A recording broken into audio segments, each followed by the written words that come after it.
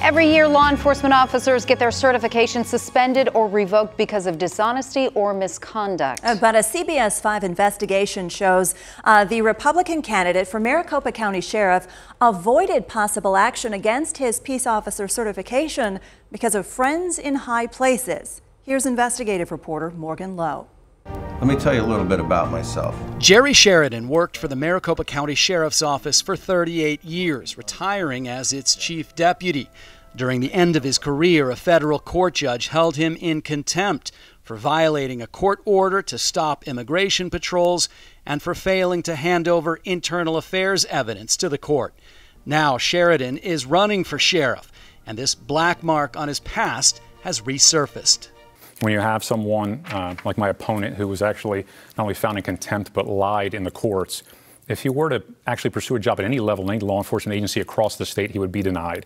That was current Sheriff Paul Penzone during a debate last week.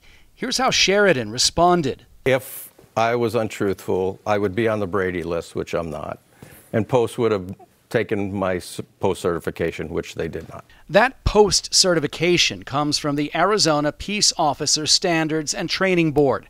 And Sheridan is correct. Post did not revoke his certification. But our investigation found Post did have a case on Sheridan.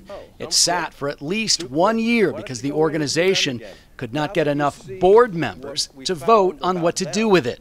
During the January 2019 meeting, 3 members, Andrew Lefebvre from Grand Canyon University, Frank Milstead from DPS, and Alan Rodbell from Scottsdale Police all recused themselves. Here is the official recording from that meeting. An independent investigation sustained MCSO policy violations against Chief Deputy Sheridan involving untruthfulness and false statements. I'm friends with Jerry Sheridan through, work, but I have questions, but I don't know if I should even be weighing in on this. So, okay, well, who is conflicted today, please? Frank Milstead.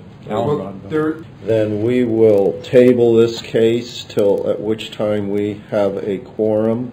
Sheridan's post certification lapsed at the end of last year without a vote taking place. There's no indication Sheridan asked any of these people to recuse themselves.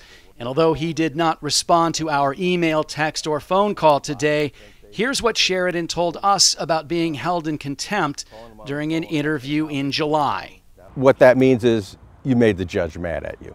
Sheridan has said he did not intend to violate any court orders, and you don't need to be post-certified to be a sheriff.